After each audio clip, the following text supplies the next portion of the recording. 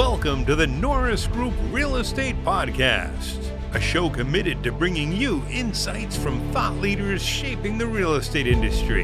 In each episode, we'll dive into conversations with industry experts and local insiders, all aimed at helping you thrive in an ever-changing real estate market, continuing the legacy that Bruce Norris created, sharing valuable knowledge, and empowering you on your real estate journey. Whether you're a seasoned pro or a newcomer, this is your go-to source for insider tips, market trends, and success strategies. Here's your host, Craig Evans. The Norris Group is proud to present our 18th annual gala, I Survived Real Estate, at the Nixon Presidential Library on Friday, September 12th. Since 2008, our event has raised well over $1 million. This year, we'll be raising funds again for Make-A-Wish, OC, and IE. Individual tickets are available now. To get your tickets, go to isurviverealestate.com or click the link here in the card. We would like to thank the following platinum sponsors: UDirect IRA Services, the San Diego Creative Investors Association, Douglas Brook Homes, MBT Productions, Realty 411, and DBL Capital. Welcome back, everyone.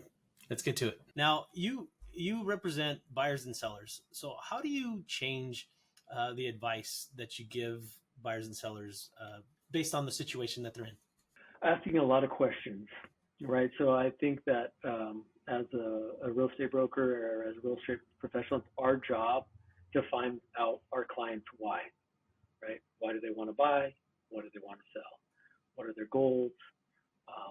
What's their time frame? I think it's just about asking lots of questions and really figuring out what is going to be in their best interest. And I think if you do that, you're going to be a great real estate professional. So I don't think there's any specific differences. It's just really trying to figure out what their why is and really kind of drill down so that you can provide good advice. And you could apply that to both sides of the sale. Yep, I think so. Yeah, and I always feel like it's not my job to make decisions for my clients. That's not my job. My job is to provide information and ask questions so that they can make the best decision for themselves. So always in that, like especially when I'm dealing with on a buy side, when a client wants to make an offer, like, Brent, what would you offer for this house? And I'm like, well, I can't answer that question for you. Yeah. I can tell you what the houses have sold around it. I can say, how long do you think you'd be in this house? How secure are you in your job? Does your family plan on growing? All of those things to help you make a good decision, but I can't make that decision for you. Same thing on the listing side. Probably the question I get most that I will refuse to answer is, what should I list my house for? It's not my house. It's not my house to sell. It's your house to sell. Again, here's the information. This is what I think the market would bear. But it's your house. You get to sell it for whatever price you want. How should I frame this question? Because a lot of people get stuck on what their house was worth. Do you find that it's hard to get people off of that number? Or is it, you know what, hey, I'm going to hit you with the data and we're going to price it right? Because what I've heard from all the agents is if you price houses right, they will move. Agreed with that. So I think every once in a while I'll get a client that is stuck on a number, but I think with the amount of information that's accessible to a consumer now, it's not as big of an issue. I'd say 90% of the time when I'm meeting with, especially a seller, they already have a price in mind, and they're usually pretty close to what they think it's worth. I mean, with those AI tools out there that kind of give you an idea what your house is worth, signs in front yards, and apps that they can access to see what those houses are listed for and sell for. I think the consumer, because of access to information, has a pretty good sense. Every once in a while, you'll get a client that is a little bit stubborn or has ideas about that their house is great because they took great care of it, or they put this really nice air conditioner and roof on it 10 years ago. It's like, okay, like every house has to have an air conditioner and a roof, but got it. I'm taking notes. again, it's just a conversation. You ask lots of questions, and I think at the end of the day, most of the time the client comes to this conclusion of what their house is truly worth in the market. But kind of like I shared on my last answer, I want all the power to be in their hands. Like, hey, whatever you want to offer for this house, I'll put it on the piece of paper. Whatever you want to list this house for, I'll put it down on the piece of paper. But at the end of the day, if you're a buyer and the seller doesn't like your offer, they're not going to sell it to you. So same thing. If you're a seller and you're offering your house to buyers and the price is too high and buyers don't want to pay that price, then the house isn't worth that much, right? So unless you want to buy your house for that price, the market really is going to determine what the price is for a home. And I think most of the time the client comes to that conclusion. To piggyback on that, so in Florida, we're seeing that homes that are on the lower end of the pricing spectrum move really fast. And homes on the high end of the spectrum are still moving as traditionally they do. But that middle market is the one that has been most affected by rates and uncertainty and all that. Is there a type of home or pricing structure that is moving faster than others that you see in here in locally? Yeah, I think the trends that you're seeing in Florida are pretty similar to the trends that are happening in California. But in particular in California, what I'm seeing, price, of course, price matters, but I think it's more on value. I think customers are really sensitive to the value that they're getting in homes. So like, of course, home has to be priced right. And if it's priced right, then it's going to get some looks. But for a home to sell and sell in a reasonable amount of time, you have to demonstrate good value. So not only price, but condition. So what I'm seeing is, regardless of price, if the home is priced fairly at market and the house is in good condition, turnkey, doesn't need a lot of updates, doesn't need any repairs, it's going to move. It's the homes that, even if it's priced fairly, if it needs a lot of work, even if a customer wants to buy that house, they don't have the ability to do so, because we're seeing really cash-starved buyers right now. They have enough money for the down payment and closing costs, maybe, but very few have the money for down payment, closing costs, and renovation. So houses that need work, unless they're priced below market, I think are sitting on the market longer. I think houses under 600,000, if they're in good condition, they're still moving pretty quickly. And then houses over $1 million, if they don't need a lot of updates or repairs, they're moving too. But I think really it's the value question. If you good value, houses are moving. If it's just an okay value, it's going to take longer to sell. And kind of, I want to put an asterisk on that. I think we've all gotten spoiled in the last really 10 years, where there just was a shortage of listings, so buyers were willing to buy just about anything. Now, as inventory's kind of climbed up and affordability's been an issue, buyers finally can be choosy. And when I first got into the business, it wasn't uncommon for a house to sit on the market 60, 90, 120 days. But over the last 10 years, that's what is going on, So I'll have agents come to me like, "Oh my gosh, Brent, something's wrong. I can't get this house sold." I'm like, "Well, how long has it been on the market?" Like 32 days. I'm like, that's not a long time. That's right? what, like, people complain about spoiled. Interest rates and saying we're right at what it's supposed to be. So, 30 days is now 60 days. 60 days is now 90 days. So, I mean, it's a different market. It takes a little bit longer to sell, but not that long. Well, I think it's having an effect even on investors, not only just, your typical retail buyer. They're having to really be careful with their margins.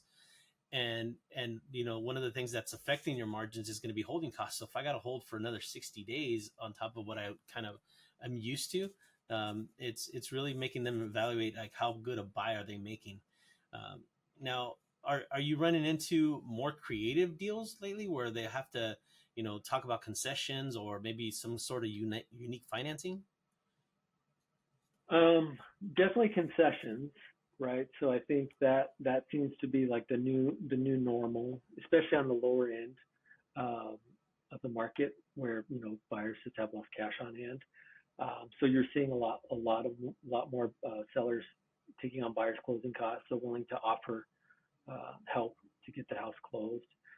Sometimes that's done through a rate buy down, so the seller prepaying for a year or two, kind of a delta in the interest rate to kind of make it a little bit more affordable for the 2 years. So the seller's willing to give a little bit. The buyer's kind of banking on interest rates coming down in the next 2 years, or equity going up so that they could refi. So definitely on concessions. Also, you're not seeing every time the seller getting their price, 100% list to sell price ratio or 105% list to sell price ratio. It's dipping below 100 now. Yeah, so 97s, 98s, right? Yeah, sellers are being more negotiable on their price, especially if it's been sitting a little bit. Well, not only that, we've talked about it, with Bruce and the things that we do. For example, I'm not going to sell my house. Like I've got, less than a 3% mortgage on it. I'm just going to turn it into a rental and then, go find somewhere else to live, so it's like, I don't have to sell it. Now, Right. Let me shift a little bit back to to the way you run your office. I know you've always been big with mentorship, and I know just from knowing you, you actually have some mentorship programs built into your office structure, right? Not only just a collaboration, but some real mentorship. How does that play out in your office environment day to day?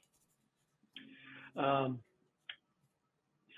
we realized, we've done this for a little while. When you get your real estate, when you take your real estate test and you get your real estate license, it really doesn't translate to being successful at real estate, right? Like, you need to know those things to get your license and to follow the rules and make sure you're doing things the right way, but it doesn't teach you how to be a successful realtor. And so especially with the rebrand, we wanted to say, how can we help more agents be successful, particularly agents that are new in the business or been in the business maybe for less than 5 years and really haven't found that consistency they were looking to when they got into the business. So we wanted to come alongside them, really hold their hand through the process and make sure that they not only know like the technical things that you need to do as a realtor, but really how do you be an excellent, how do you become an excellent realtor? So we really leaned on some of our really high performing agents. One of those agents, her name is Sarah Ayala. She's been in the business for about 10 years. She's really well known on social media locally. Has a big following.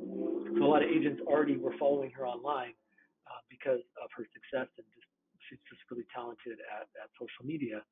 And wanted to, how did she do it? So with her growth and her kind of being a leader in the office, she was willing to step up and show people how she did it. And so we started this mentorship program last year with about 12 agents. And it's been almost a year now. And some of those agents are some of my best agents and new agents in the office, finally getting those consistent results that they wanted. And they're doing it the right way, right? They're doing business through relationships. They're taking care of their clients, putting the client's interests first, and being rewarded with success. So that's a great relief for me as a broker. One, it's good to be associated with agents that are doing business the right way. They're being coached by someone that I know does business the right way, so that really reduces my liability. And they're making us look good at the same time. And they're creating great stories that we can go out and share with other agents that are struggling. That, hey, maybe you just need a reboot. Maybe you just need a restart. And where you're at right now is just not a good fit for the direction that you want to go moving forward. So providing an opportunity. They get to ride the brand awareness too a little bit, right? If you're new, you haven't built it up for yourself. Yeah, so that's one kind of carrot that we offer to agents, especially that are new. Like, it's hard to say, like, hire me, pay me $10,000, $20,000, whatever it is, a compensation to sell your house when you don't have the track record. So we really tell agents, hey, when you're out meeting with clients, we know you can do it, but to kind of reaffirm your customers' confidence in you, lean on the office. Say, hey, when you hire me, I've only been in business maybe I've only been in the business a year or two, but my office has been in the business for over 30 years. And when you hire me, you're hiring my office. So you get not only my expertise and my guidance and my counseling, but you get all the agents in my office, my broker. So you're really hiring a whole team to make sure that we're going to make your dreams or make your goals a reality. Now, we've talked already about giving back, and I know you've spearheaded some initiatives. What are some of the local projects or a project that you're most proud that your office is involved with? Um, One, because I think it's really accessible, we call it Show the Love campaign. So we do this at Valentine's Day every year. And it's started back in COVID when things were kind of shut down, and we wanted to show appreciation for our first responders that, while maybe restaurants were shut down or businesses were shut down, they weren't going to the office or they were working from home. People in the hospital, um, firefighters, police officers, they still were going, business as usual for them. So we wanted to show thanks. So it started that way, and we would bring them lunch, bring them treats, bring them something as a gift, just to kind of thank them. And every agent kind of adopted, either a station or a location, and brought them lunch or something. And then that kind of grew, and we just want to kind of think whoever's important to you, right? So still first responders, of course, but our educators. So we'd have agents adopt an entire school and buy lunch for all the teachers and classified staff at that school. Could be a nonprofit that's doing work in the community, thank their staff for caring for our community. So I like it because it's kind of like the Aaron Norris way of rolling up your sleeves, and it doesn't cost a lot of money, right? You can support a local business by buying sandwiches or cookies or whatever you can afford, and then giving that to somebody to show your thanks. So it makes it really accessible for all agents, regardless of what their budget is, and it's just doing good, and giving back. Now you've seen quite a few market cycles. We're getting to that age where you're actually seeing some ups and downs. What do you think is headed for Riverside here in the next year or so? I'm optimistic. I think Riverside is doing a lot of good things. I think that the leadership in our city right now is thinking about the right things, kind of focusing on what impacts families locally, what can they do locally to make their community better. And I think when you focus on those things, good results will happen. So I think Riverside is headed in the right direction. I think a lot of the cities around us are in the right direction. Corona, I think, is doing a lot of good things.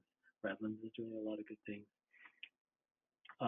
And I think bearing some unknown that we can't predict, I think Riverside is going to be in a stable place moving forward. Like you said, there's always ups and downs, and we haven't had a down in a long time. And that's just normal, healthy market. But I don't think I don't expect any drastic downturn or drastic upturn locally. I think that Riverside will be a pretty stable place. I think the surrounding cities will be a pretty stable place. And hopefully we can just find more ways to make the dream of home ownership accessible to more people. So hopefully we can figure that part out. Along those lines, where do you see Tower Agency in the next 5 years? Oh man, I hope we continue to grow. That's my goal. We're hovering right around 70 agents right now, 75. My goal by the end of the year is to get to 100. I'd like to have an office in South County, down kind of in the Temecula, Murrieta, Menifee, service that area. We have some agents that work down there, but home base here is in Riverside, and just make it a little bit more accessible for them. Have an office down that way. So that's There's a lot of growth down there.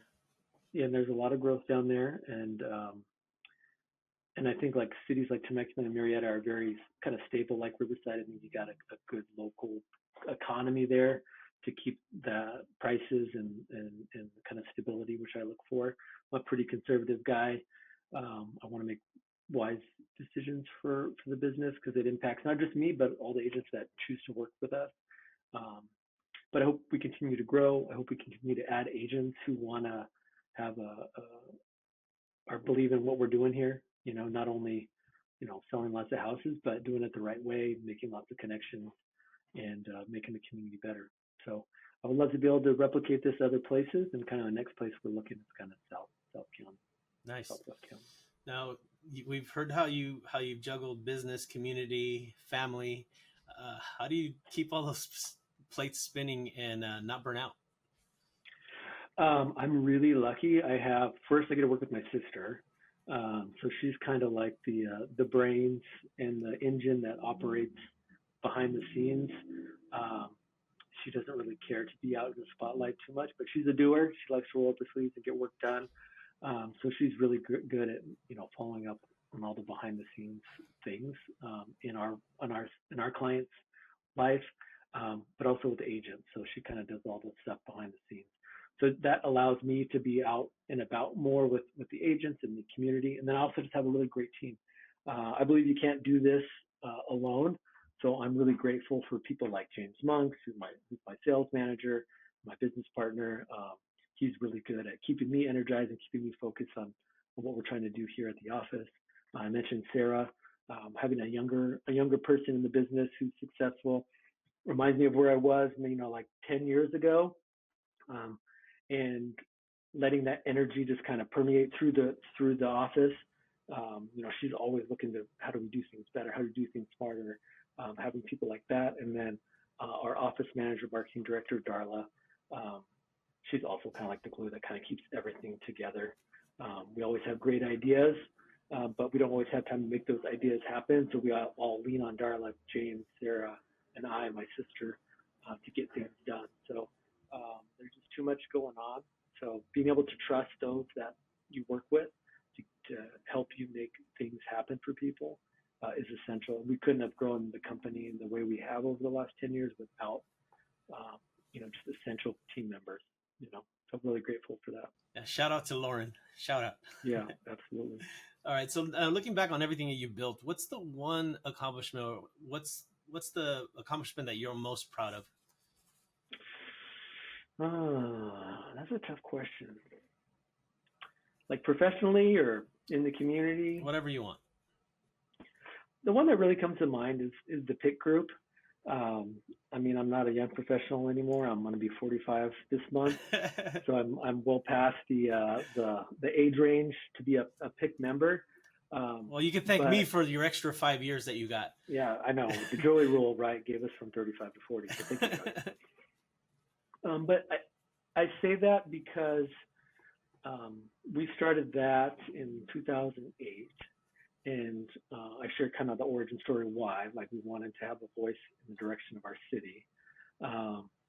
But I met some of the people that are most important to me in my life, right? So like my friends, my business partners, all are from participating in the PIC group. Aaron Norris, you, Joey, the O'Farrells, all of those folks are just still to this day, like I see them all the time. They're people who I call on for business. They're people who I call on for community. They're people who I call on for family. So I think that's what I'm most proud of. And not only because it helped me do what I do and be who I was. I wouldn't be on the school board without that. I don't think my company would have grown the way without that. That was fun. That was fun walking the neighborhoods for you early in those days. Oh, absolutely. But the fact that they're still doing it and we're not there anymore. Yeah. So to me, that is a testament to the legacy and the importance of what was created back in 2008, that it's still important now, and that the structure and the people that are involved, it's about the mission, it's about the vision of the PIC group, not the people necessarily that are there, because it's come to serve, different generations of people. And the fact that it's still there and serving the same purpose, that means a lot to me. Yeah, it's a special kind of era. I think there was the founders, the just outside the founders, and then there was like I was never one of the presidents, right? But I was always one of those guys that the founders and presidents could lean on to say, hey, can you get this done? And like I was like, yeah, let's do this, right? And I had a group that was kind of in the same vein, and we were all kind of that 09 to like 14, like we were crazy. Like we just got so much done. Got a lot done. And for me, it's also that special. Like that's where I met Aaron. Everybody knows that's where I met Aaron, and it changed the trajectory of my life. And some of my good friends are the same. And I would argue that even though you said this isn't in business, but it's developed into the now not so young man that you are, which is kind of bled into everything that you do in business. So it kind of brought you up, and it was a big part of that. So I agree that time was special, and it's you're one of my favorite people to lean on. I'll give everybody just a small Brent Lee story. So as we were going out there and with our hair on fire, just doing all kinds of stuff in the community, we would have these board meetings, and we would all just get fired up about doing it, and we would always have one dissenting voice. And it wasn't not necessarily that Brent didn't agree with it. It was just like, we just have to show that it wasn't ever unanimous, so it was always, Brent was like the nay. He was always the nay on the board meeting votes for everything that we were doing. Like, what's wrong? You don't want to do this? It's like, no, it's like, I knew we were going to pass it anyways, but we got to have somebody, and it wasn't just always just like, it helped have good conversations, right? Yes. And it did. And it wasn't like it wasn't just like, I'm going to say no for sake of saying no. You were always saying no because you wanted us to really consider that there might be a different perspective on what we're doing. And so I always took that away from you, and I valued your opinion that way, because you always helped us look at things that we maybe were overlooking or didn't think about, and whether it was because you had conversations with other folks that we didn't have conversations with. I'm glad somebody appreciated it. Yes. Yes. And then you try to bite my style, 3 kids, bring them up through the community, and athletes and stuff Baseball. like that. Yes. Now, if somebody was going to take anything away from this podcast and our conversation today, what is the one thing that you want people to take away from this?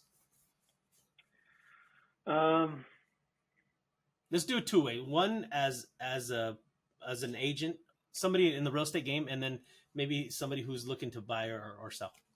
Yeah, I think from the agent game, so those folks that are in my industry, I think have that mindset of abundance. It's so easy in sales to like, this is mine, take. If so-and-so gets a listing, that means I didn't get the listing. I think that's just a completely wrong way to look at a business. In Riverside alone, it's like a $2 billion a year industry, right? There's plenty of business for everybody if you do business the right way. Yes, there's lots of competitors, lots of realtors, too many realtors, to be honest with you. But they're not doing business the right way. So, if you treat this job like a job, and you put your clients first, you stay on top of what market trends are happening, you ask lots of questions, and you put in the work, you're going to be successful. It's automatic. I tell that agents all the time. It's automatic. How you get there is your path to forge. But if you put in the time, you put clients first, and you stay on top of the game, you're going to be successful. So just do that. It's not an easy business to be in. It's easy to get in, but it's not an easy business to stay in. It's hard. It's a hard business. Yeah. But if you do it the right way, it can happen. So come see me. If you're having trouble in this business and you want to figure out how to have success, I'm happy to have a conversation with you, whether you want to join my firm or not. Customers and buyers, make sure you're asking your real estate professional lots of questions to make sure they're a good fit for you. Just because it's your brother, your uncle, your friend, your cousin, somebody your mom used, don't just hire them because of that. Make sure it's a good fit for you. Ask lots of questions. All right, I'm going to ask a bonus question. So you're a second generation realtor. Do you see, have any of your kids, have you seen anything that they might want to go into real estate? It's funny because I hadn't. And then last summer, I was with my son, Felix. He was 12 at the time. He's 13 now. And he was asking me lots of weird questions. Oh, so Dad, how many houses did you sell? He never asked me questions like that. I told him. Oh, how much does it cost to sell a house? So I told him. And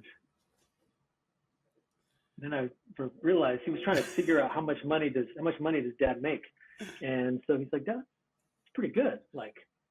I think like, how do you get into this business? And I told him, it's like, no way.